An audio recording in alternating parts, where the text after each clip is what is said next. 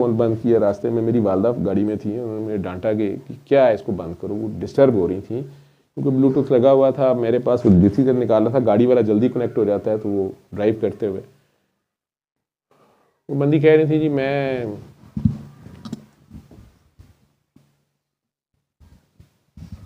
मेरे खामन साहब चीट कर रहे थे,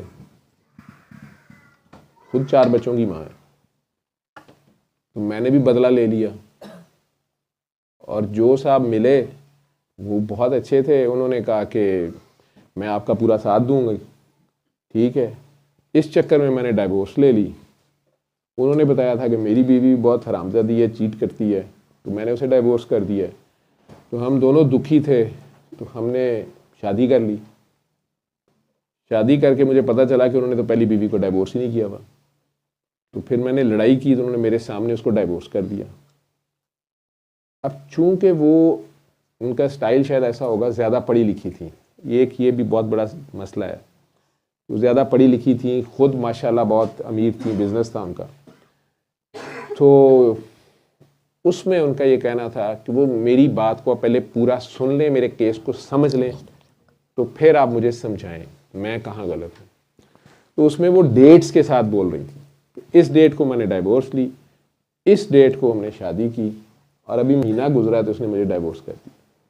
तो एक भी हुई है। तो अब मेरा पहला बंदा जो है उसको पता नहीं है कि मैंने शादी की हुई है, तो वो मुझे रिक्वेस्ट कर रहा है कि वो तुमने ज़बरदस्ती जो है सेपरेशन ली हुई है, तुम वापस आ जाओ।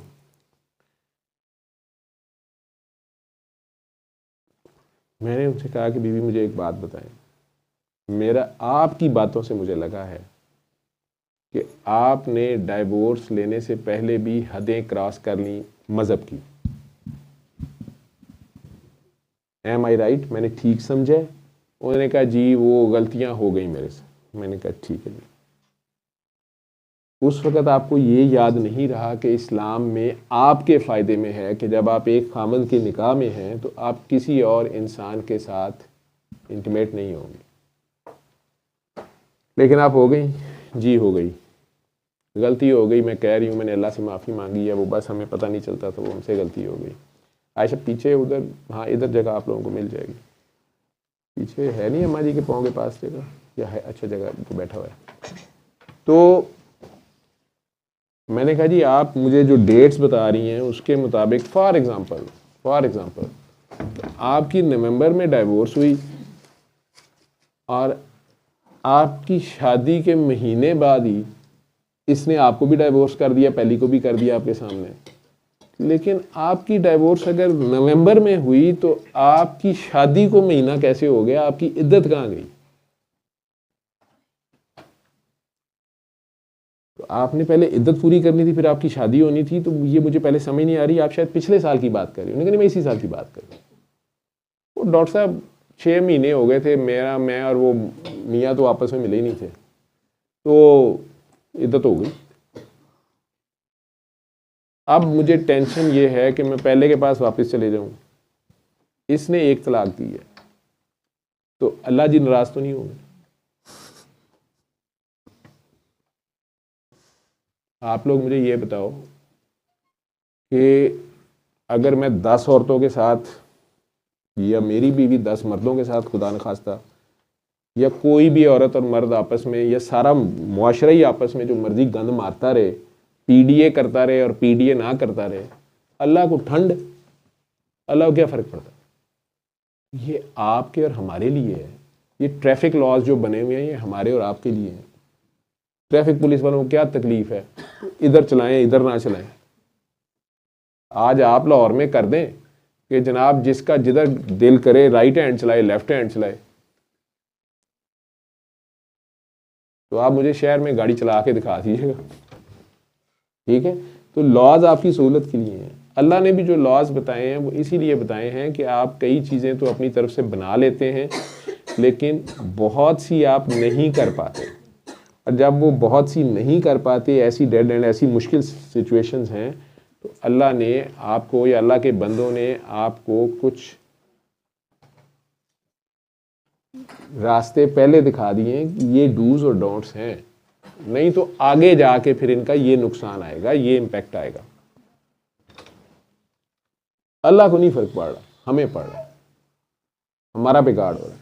तो यही बात मैंने उस बीबी से पूछी कि बेटा मुझे ये बताओ कि ना तो आपको इद्दत की परवाह है, वो भी आपने खुद ही फैसले कर लिए हैं। जब आप एक खामंद के 4 बच्चों की माँ होते हुए, एक खामंद के होते हुए, वो भी उल्लू का पट्टा चीट आपको कर रहा था, आप भी उससे बदला लेने के लिए चीट करके किसी और के साथ सो गई। आपको पता है कि रब्बुल आलमीन वहीं पे थे और रहमतुल आलमीन भी वहीं देख रहे थे, क्योंकि रहमतुल आलमीन नबी करीम सल्लल्लाहु अलैहि वसल्लम को ये स्टेटस अल्लाह ने जो दिया है, तो वो हर आलमीन में जहाँ जहाँ रब्बुल आलमीन होगा वहीं वहीं रहमतुल आलमीन होंगे, तो वो सारा कुछ तो उनके सामने हो रहा होगा। तो जब आपको उसकी परवाह ही नहीं है, उसकी फ़िक्र ही नहीं है, उसकी हया ही नहीं है, तो वो चीखें मारना शुरू हो गई कि ये आपने मुझे क्या बता दिया, मैं तो अभी अल्लाह से शर्मिंदा हो रही थी, तो नहीं हुजूर ने तो नहीं देखा होगा। मैंने कहा जी मैं ये फतवा नहीं देना चाहता, मैं तो पता नहीं हुजूर ने देखा कि नहीं देखा, लेकिन रब्बुल आलमीन के साथ साथ रहमतुल आलमीन तो होंगे, क्योंकि आलमीन में हर जगह वो भी होंगे, रहमत भी होगी। उन्होंने अपनी रहमत से शायद आपको छुपा लिया, आपके पर्दा अभी तक रहा हुआ है, और आप खैर से सारे बदले लेके अपने खामद से या पता नहीं किस से। मैं कहा आप बता रही हैं आपकी 4 बेटियां हैं कि 3 बेटियां 1 बेटा, ये खामन तो आपका उनके लिए गैर महरम होगा, और जिसने पहली बीवी को छोड़ दी है, अपनी बच्ची को छोड़ दिया है, वो इन बच्चियों को क्या ये महरम होगा कि क्या करेगा इनके साथ, कल को आपने सोचा। और आपको परवाह ही नहीं थी उस अल्लाह की, फिर आपने तलाक ले ली ज़माने को दिखाने के लिए, ये ज़माने के कागजी कार्रवाई पूरी करने के लिए, या अपनी तरफ से एक नोटिस भेज के आप सेटिस्फाइड हैं। उसके बाद आपने महीने के अंदर अंदर शादी भी कर ली, तलाक भी हो गई। अब आपको ये फिक्र है कि मैं वापस जा सकती हूँ अगर ये मुझे 3 तलाक़ें नहीं देता, रजिस्टर में नहीं हुई भी, शादी नहीं, किसी को पता नहीं है, ठीक है, तो उसने एक बार ही कहा, तो अगर ये मुझे नहीं बाकी 2 तलाक़ें देता तो मैं पहले वाले के पास वापस जा सकती हूँ। मैं कौन होता हूँ ये इजाज़तें देने वाला ना देने वाला? और उस रब ने आप लोगों के लिए रखा है, ये औरतों के फ़ायदे के लिए है, कमज़ोरों के फ़ायदे के लिए कवानीन है। अब आपको अल्लाह की कहाँ से फ़िक्र जाग गई है? लेकिन उसे वो रहमतुल आलमीन वाली बात फंस गई कहीं, वो रोई जा रही थी। उसके बाद अदरवाइज़ सारी बात करते हुए वो मेरी वालदा को गुस्सा ये था कि ये इतनी बेशर्मी से सारी बात कर रही है, तुम एक गैर मर्द हो, तुम भी क्या क्या सुनते रहते हो। मैंने माँ जी मैं डॉक्टर हूँ, मैं तो सारा सुनना है। अब आप गाड़ी में मेरे साथ सर आ रही थी, ठीक है, तो उनकी अपनी ऑब्जर्वेशन थी कि इस आवाज़ में हया और शर्म नहीं है जो बंदी डिस्क्राइब कर रही है। और फिर आखिर में तो खैर वो जिधर तक बात ले गई तो उन्हें गुस्से से मुझे कहा कि बंद कर। मैं खैर वो हैंड फ्री दूसरी लगाई और मैंने उनसे थोड़ी बात कंप्लीट की, बेटा वो पीछे रास्ता दे दो, वो शायद आपकी वजह से अंदर नहीं आ रहे हैं।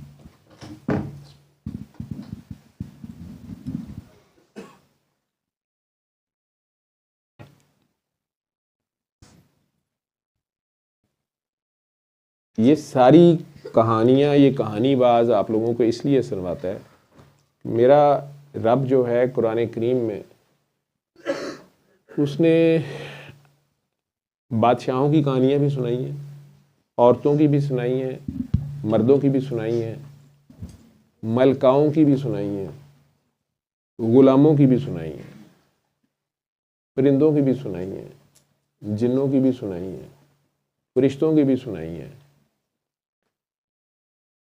अगर बीबी हाजरा की तारीफ है, इब्राहीम अलैहिस्सलाम की बीवियां इस तरह की हैं, तो फिरौन की बीवी भी आसिया है।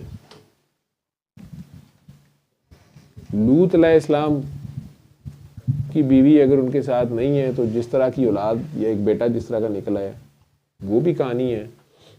नूह अलैहिस्सलाम का भी एक बेटा है। आदम अलैहिस्सलाम और बीबी हवा तो माशाल्लाह दोनों ही ज़बरदस्त हैं, लेकिन एक बेटा कातिल है, एक मकतूल है। जब बालिग हो जाते हैं कहानी सारों की अपनी शुरू हो जाती है, टेस्ट सारों का अपना शुरू हो जाता है।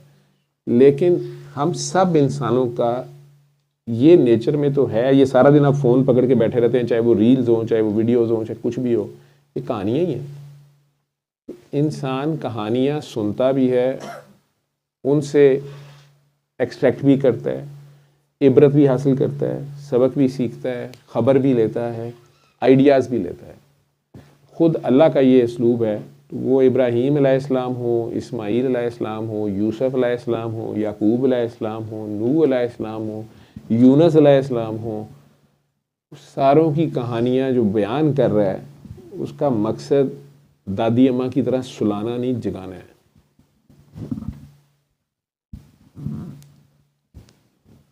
और प्लस उसने उनका जिक्र करना ही करना है, जिन्होंने उसका जिक्र आतिश नमरूद में भी किया। इब्राहीम अलैहिस्सलाम जब बादशाह को या नमरूद को ललकार के आग में भी चले गए हैं, तो ये अल्लाह का जिक्र था उस वक्त। यूसुफ अलैहिस्सलाम कुएं से हो के, गुलामी काट के, जुलेखा के चुंगल से भाग के, जेल काट के, आखिर में पूरे मिस्र को कहत से बचाने की प्लानिंग करके, बादशाहत के मनसब पे लग के, आखिर में वो वाली जुलेखा भी उन्हें कबूल करनी पड़ी है। बीबी जुलेखा का भी अल्लाह पॉजिटिव वे में जिक्र कर रहा है। अगर वो स्लिप हुई तो वो रहमान जो है, उन्होंने उन्हें तौबा के बाद, अपनी पहचान तक पहुंचने के बाद कहाँ पहुंचा दिया आशिक को, ये भी नज़र आ रहा है। क्योंकि आशिक असल में उस आशिक को समझ आ गया कि ये मैं नहीं हूँ, ये यूसुफ नहीं है, ये तो कोई और है जिसके पीछे मेरी रूह परेशान है, जिसके पीछे मेरी रूह लपक रही है, जिसके पीछे मेरी रूह बेचैन है। और उस राज तक पहुंच गई, उस राज को पा लिया। तो बुल्ले ने कहा, बुल्लिया ऐसा मरना नहीं, गोर प्या कोई और। क्योंकि खुदा ने जो जन्नत में जाके नेक लोगों को उधर इनाम देना है, सलामुन कौलुम मिन रब्बिर रहीम, वो जुलेखा को यहीं पे मिला। वक़्त के बादशाह और वक़्त के नबी को चल के जाके अल्लाह का सलाम देना पड़ा, जो आपको जन्नत में मिलेगा। जन्नत वाली पर्क्स यहीं मिली उन्हें, जवानी वापस मिली, सारा कुछ मिला। वो ये देखता है कि आप उस पर कितना ट्रस्ट करते हैं, आपका प्रैक्टिकल में बिलीफ कितना है। सिर्फ तस्बीहों, तोते की तरह तस्बीहां पढ़ने में नहीं, उठक बैठक में नहीं, आपका अमल में। जब आपके पास एक ही खजूर हो, वो आपको शदीद भूख भी लगी हुई हो, और आप वो भी किसी को दे दें, आपको ये भी नहीं पता कि कल और मिलेगी भी कि नहीं, ठीक है, लेकिन आपको पता है कि मेरा अल्लाह देगा, मेरा अल्लाह मालिक है। ये प्रैक्टिकल में आप 72 बंदे 7200 के सामने खड़े हो जाएं, अल्लाह मालिक। इल्म और अकल वो तो कहेगी कि ये क्या बेवकूफ़ी है, ये क्या तरीका है, ये नहीं क्या हो गया है, लेकिन ये इश्क कर सकता है। सल्ले अला सल्ले अला सल्ले अला सल्ले अला सल्ले अला शफीना सल्ले अला